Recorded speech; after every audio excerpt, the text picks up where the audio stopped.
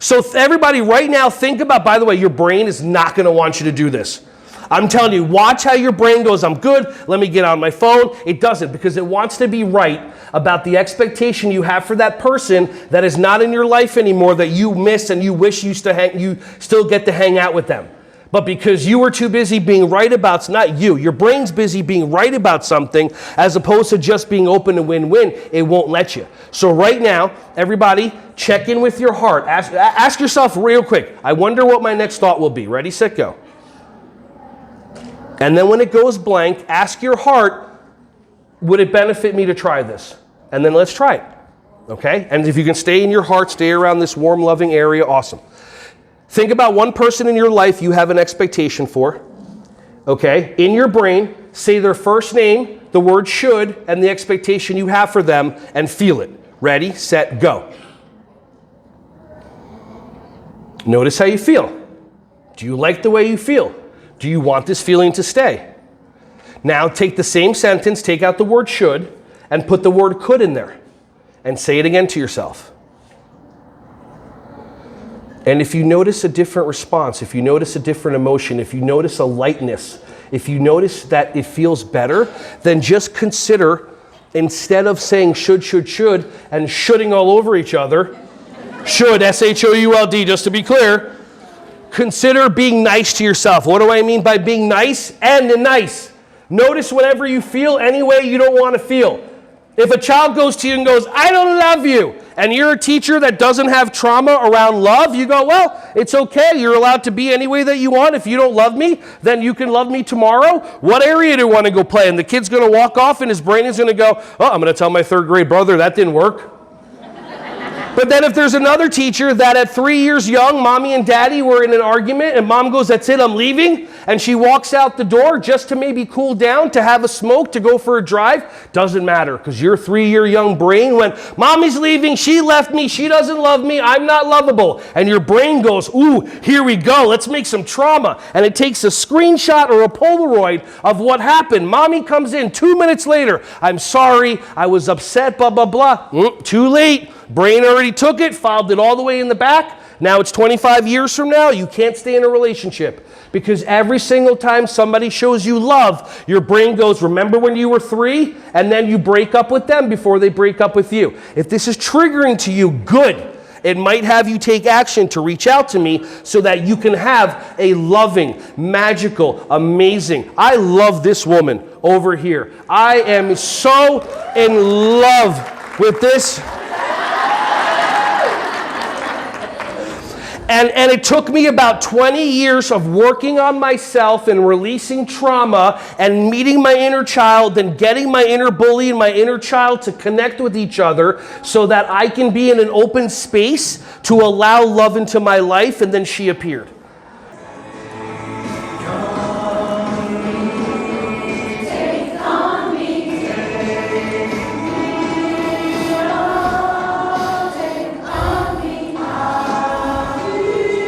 God. Ready? In a Anybody know the actual words? You do? Okay, I think I know them. What are they? Take on me, take me on. I'll be gone in a day or two. I looked it up. It's the only way I know. Ray, listen. Take on me, take me on. I'll be gone in a day or two. Ready? Listen.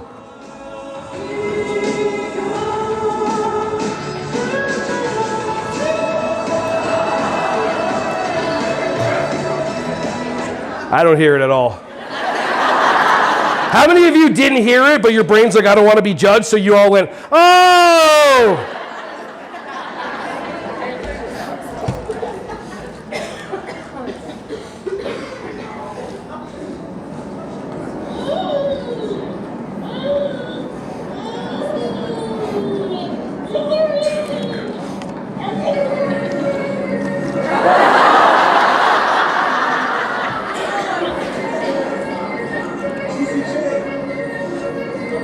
Uh-huh.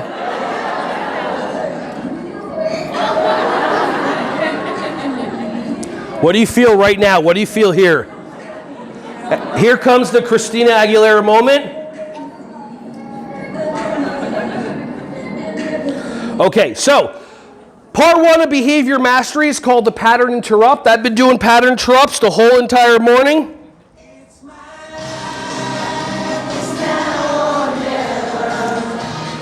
I ain't gonna live forever.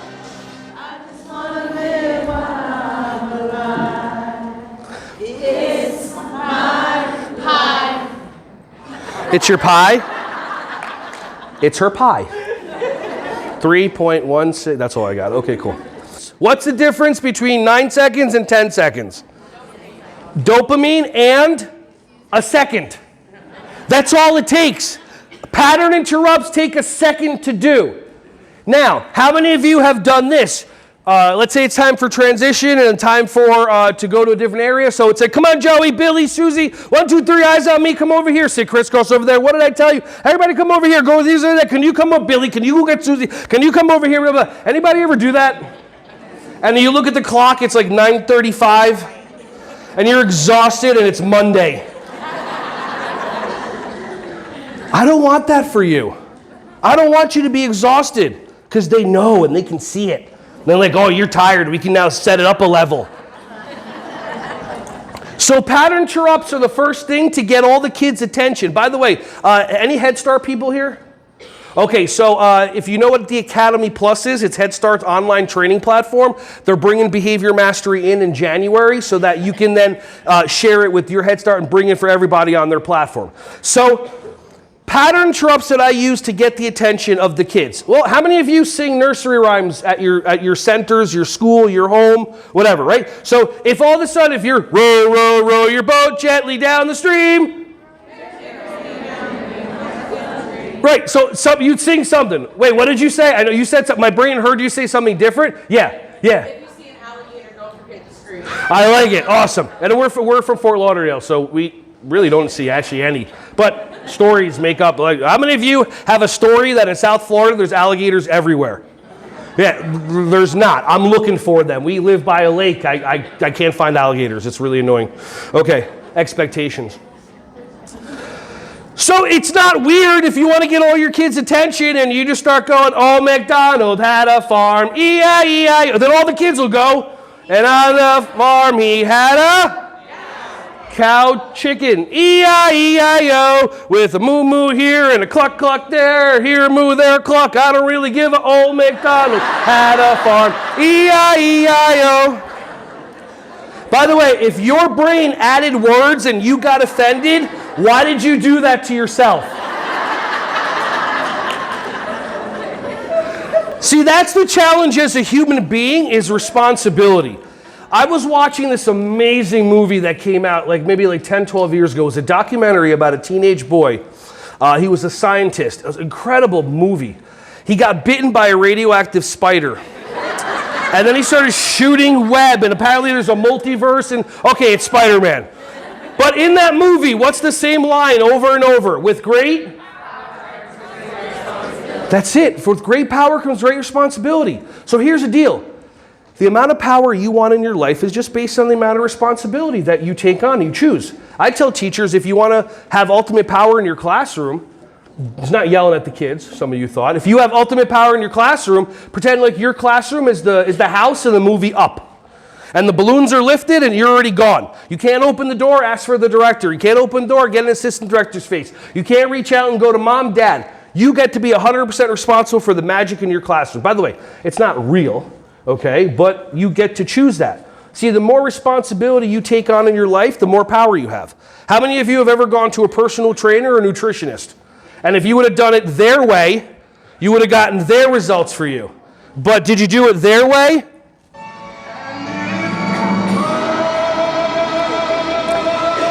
No, you do it your way, like you do all the time while you're happy about it, eating your 3 cheat meals a week, right? And then you wonder why you're not getting the results. But are we taught to be responsible and go, wow, I didn't do anything they said? Or does our brain go, oh, what do they know? With their chiseled jaw and their Hawaiian buns on their stomach.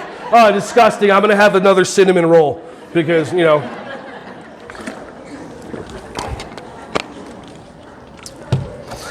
Other pattern interrupts that I do is I do accents, and I'm very clear that I'm not auditioning for Saturday Night Live.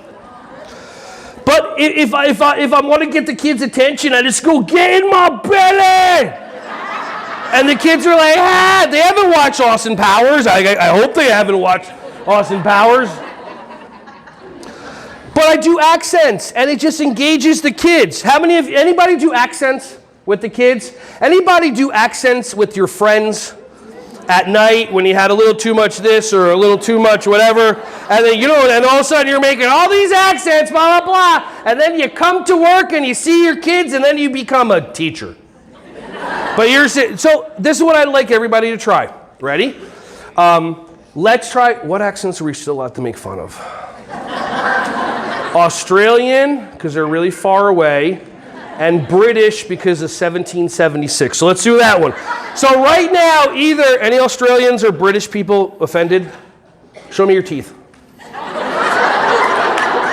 Okay, just check. By the way, any story you made up about that is totally like on you. Just put it out there. Okay.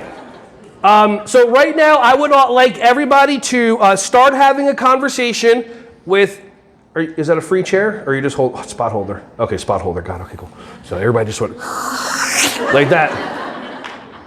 I would like everybody to just start having a conversation with somebody next to you in a really bad Australian or British accent. Ready, set, go. How you doing, Mike? You all right? Everything good? All right. Good. Spam, spam, spam, spam, spam. Now notice how you feel when you're doing these accents. Notice what's happening. Notice the smiles. Notice the teeth. My third favorite pattern. So, my third pattern interrupt is my favorite pattern interrupt. And you'll see me in a classroom doing them. If I came into your classroom and you got 15, 10, 20 kids, and I wanted to get all their attention, instead of going, Billy, Susie, how you doing? Can you sit crisscross? What do I do? I just go, woof! Like 30 heads just went, what? I just ruined somebody's text. Like that.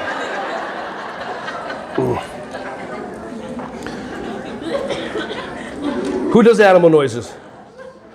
Who would like to share an animal noise by doing it as loud as possible? Good for you. Let's hear it. What you got? Yeah, you raised your hand, right? That's fine. Go for it. Can you do Mickey Mouse? Let's see. Hello, everybody. It's time for circle time.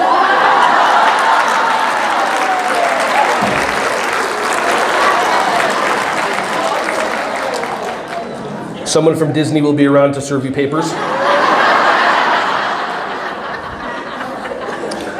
But what was the response when you heard that? Now, what would it like to be if your kids had the same response when you did silly voices? Now, I'll pause for 5 or 10 seconds so you can ask your brain about, is it okay for me to do silly voices? Pause for a second and ask your brain. If you didn't like the answer, ask your heart. Yeah, see, that makes a difference. If you didn't like the answer, ask your heart. So when I say go, I would love everybody to do an animal noise. Ready? And for you oppositional people, you're not allowed. Sit there and be quiet. Ready, set, go.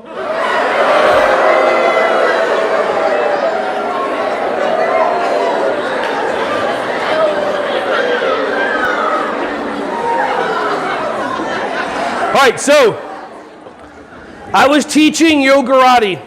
I was teaching yogarati at a preschool. When I lived in New Jersey, I ran a preschool enrichment company, and we went into different preschools. We did karate and soccer and yoga and all these different things to teach different life skills. I was doing elephant walks with the kids where we're walking on our hands and our feet, and then I want to develop upper body strength, so I have them use their trunk so that they can balance on one arm and stabilize their body. So one day we're doing it, and we have a new kid that enrolled because it was a rolling admission, and I went, everyone do an elephant noise, and I went, Roo! And the kid just stopped and went, that elephant noise sucked. Now, My adult brain, all the stuff that you have that just activates the oppositional, like number 10. Oh, how can you say that? How, I'm an adult. I have a degree. I'm taller than you. You're a child. All this stuff that would disconnect me from this human being that was so spot on. It was really a crappy elephant voice. I mean, the kid was absolutely. So what I did was I felt that emotion, and then I took a cold breath. I'll give you a cold breath is a way to get you out of that fight, flight, freeze, or fawn state. When you take 2 cold breaths, it relaxes your body so you can go back into your heart. Cold breathing is when you take your tongue, you put it behind the back of your bottom teeth like this. Your own bottom teeth, miss. Okay.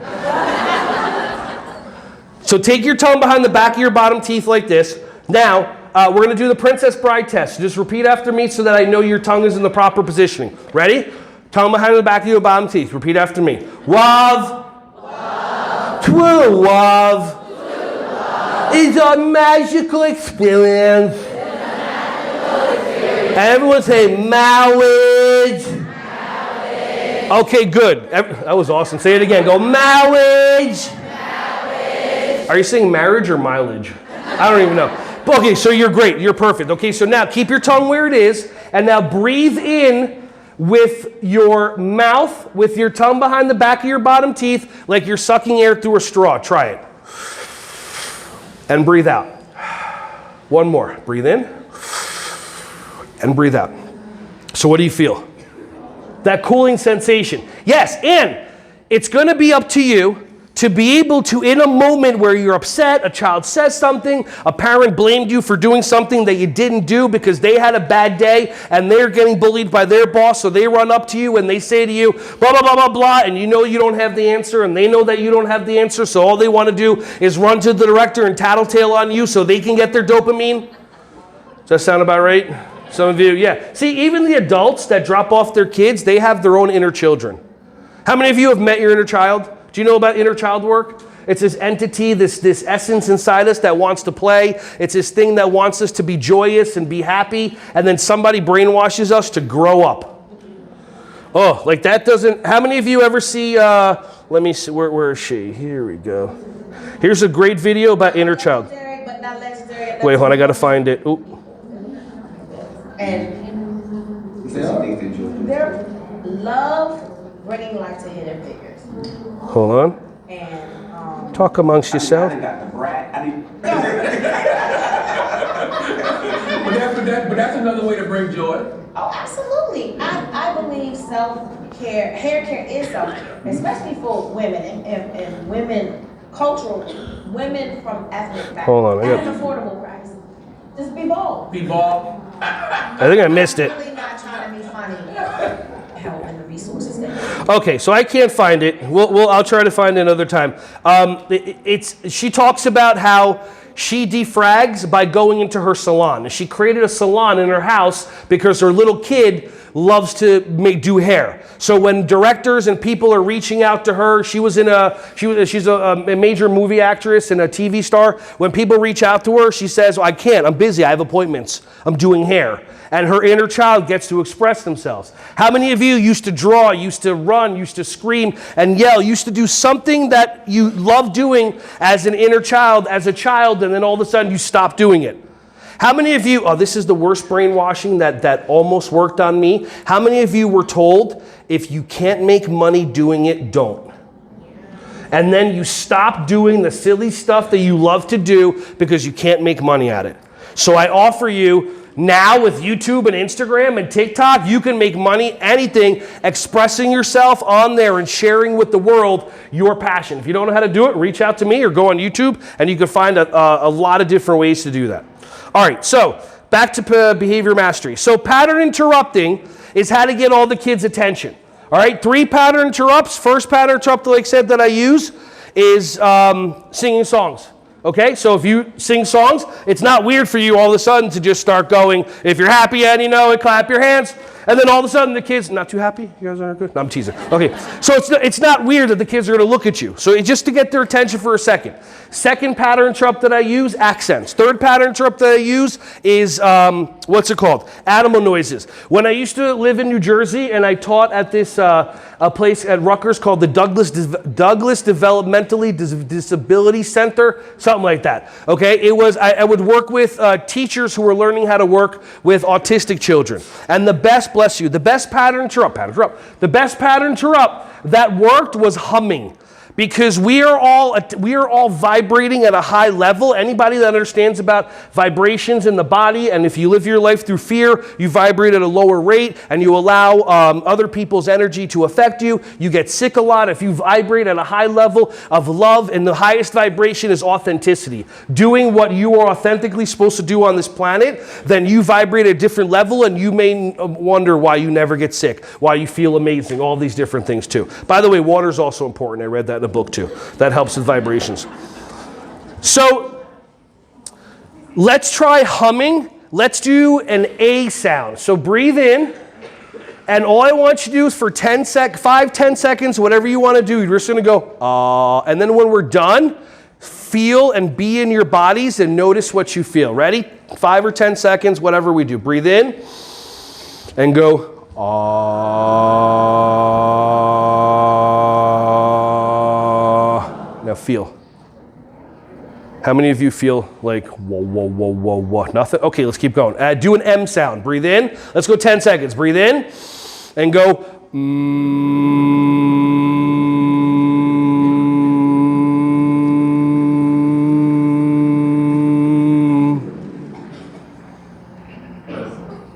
And if you notice something, if you feel a little whoa, whoa, whoa, whoa, whoa, just be present to that. That's your body just vibrating if it feels nice. And these are just pattern interrupts that work really well with the kids. Okie dokie. All right.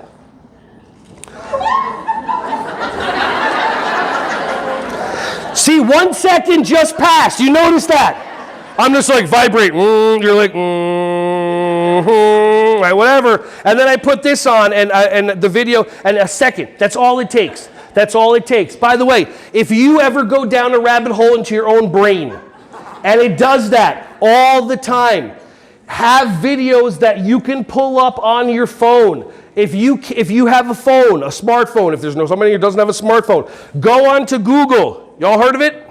Okay. Go onto Google, create a Gmail account. It takes you a minute or two. Then you go onto YouTube and you find videos that make you laugh, make you giggle, and you hit the save button. So that if you get cut off, if you get upset, a parent annoys you, something happens, blah, blah, blah, you can either choose to react, and you know how if you react, it's going to go a certain way, and later on you're going to be upset, or you could be like, I can't believe, blah, blah, blah, blah, and you go into the bathroom, and you go on your phone, and while your brain's talking, blah, blah, blah, your heart's going, just open the video, your gut's going, yo, open the video. And then all of a sudden, you go on and you're upset. I can't believe they said that. And then you hit play. Okay, patient. All right, we're doing good. Doing good. Okay, so this is what I got. Once again, this is for me, not for Duncan, not for Cadence. I mean, I'll let them play with it. I'm not a bad mom. I'm not a jerk. But in all honesty, at the end of the day, it doesn't go in their toy box. It goes in my room. So here we go. Good for her.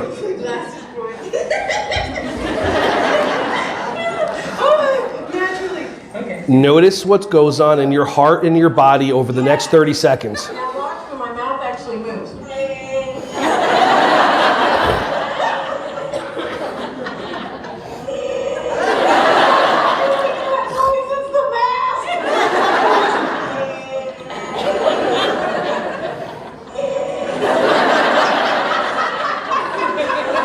See, to me, it's not the mask, it's her laugh.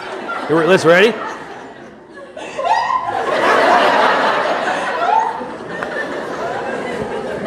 This could be your day. This could be your day all day if you allow your heart to run your classroom. All right, because I don't like to tell people what to do because we're designed to be oppositional. We talked about it in the beginning. Remember, you don't have a choice. You're stuck computers. If I say up, you have to say, oh. We have some people, no, don't hide. We have some people short-circuiting their stuck oppositional pattern. Let's try this again. If I say left, you say? Yeah, how many of you are still going right and you're trying to be right and you totally forgot? You're like, oh wait, I don't have to say right. I can say anything. If I say stop, you say good for you, in the name of love, hammer time, whatever. It doesn't matter. Okay, nicely done. So, pre-frame number 1. I like the way. How many of you already use I like the way? Some of these tools you already got. I like the way you're sitting crisscross. What if nobody's sitting crisscross? And you go, I like the way you're sitting crisscross, I like the way what happens to every kid? They're like crisscrossatron. They're like, and they go do it. But now, here's the interesting part. I like the way you're sitting up straight. I like the way you're sitting up straight. I like the way you're sitting up straight. What about me? Oh, I like the way you're sitting up straight. We'll talk about those kids in a bit. Because that's me. The kids that need to be heard need to be seen. Okay? How many of you made her wrong for doing that? Your brain. Okay, good. Some of you are like, you shouldn't have done that. Some of you are like, I want to be brave and do that. I like the way you're sitting up straight. I like the way you're sitting up straight. I like the way you're sitting up straight. Okay, what did I want you to do? How many of you knew I wanted you to sit up straight, caught yourself about to sit up straight, and powerfully made a choice of not sitting up straight? Yeah, and you wonder why your kids are spiteful. Yeah, because that's you. All comfortable down there. Good for you for choosing self-care. Yeah, I ain't sitting up straight because this fool said I like the way you're sitting up straight. Second pre-frame, auditory. Is my favorite TV show Walking Dead, or is my favorite TV show America's Got Talent? How'd you know? Because I changed the tone of my voice. Do I want you washing your hands for snack, or do I want you going to a center? Which one? It's that easy. They understand. You don't have to give an instruction. Visual cues, visual pre-frame. Ready? Is my favorite food Italian food, or is my favorite food Indian food? How'd you know? Because I'm nodding my head. It's that simple. I don't like to give instructions. So why? Why are you spending all the time just telling kids what to do? Maybe because that's just the way you've been taught, and that's it. And if you didn't, how many of you didn't have tools until you had tools? And then you started using the tools that you had. So now you're just getting new tools. And if you try them, I feel it works better than just telling kids what to do. So imagine a classroom where all of a sudden it's like you want to clean up and it's time for the, let's do the, and you're telling all the kids, so instead of pick up your stuff, do this, what did I tell you, blah, blah, blah. What if you just went, moo? I like the way you're picking up your toys. I like the way you're picking up your toys. Do I want you still playing or picking up your toys? Is there any doubt? Is there any doubt in your mind what I want you to do? No. So it's different. It's a different way of approaching it, more of a win-win. Here's how our brain is stuck and programmed. Over here, rewind a little bit. Who stands out? Yeah, your brain automatically, that kid's laying down, that's what your brain immediately goes into, that kid's laying down, he shouldn't be doing that, whatever. So I offer you 3 questions to ask yourself. So if you ask yourself these 3 questions when a situation like this happens, you'll eliminate more than 50% of the disruptions in your class. Anybody interested? Okay, cool. So question number 1, and this is also for if you're in an early childhood classroom and you're doing circle time and one of the kids isn't sitting crisscross, they roll over onto their stomach and they put their hands in their, their head in their hands like that, and they're looking at you. So our brain immediately goes, oh, that's something different. Some people stop because their brain goes, they're not supposed to be sitting that way. They should be this, they should be that, and they should all over their kids. Should, S-H-O-U-L-D, just to be clear. So I offer you this. Question number 1, ask yourself, can I still teach? I can still teach in this situation, absolutely 110%. Can you just shut the light off on your phone? I appreciate you. There you go. Okay, cool. So, but make sure you record because this is going to be good. So question number 1, can I still teach? If that kid rolls over on the stomach and they're looking at you, can you still teach? Yes. Question number 2, you ask yourself, can he or she still learn? Can this kid still learn on the floor? Yeah, he's looking right at me. Can that kid that has their head in their hand still learn? Yes. Question number 3, can everyone else still learn? Is this kid laying on his belly disrupting the whole assembly program? No. So can I still teach? Yes. Can he still learn? Yes. Can everyone else still learn? Great. Move on. And stop being the person that does 50% of the disruptions in your classroom. And it's not your fault, it's your programming.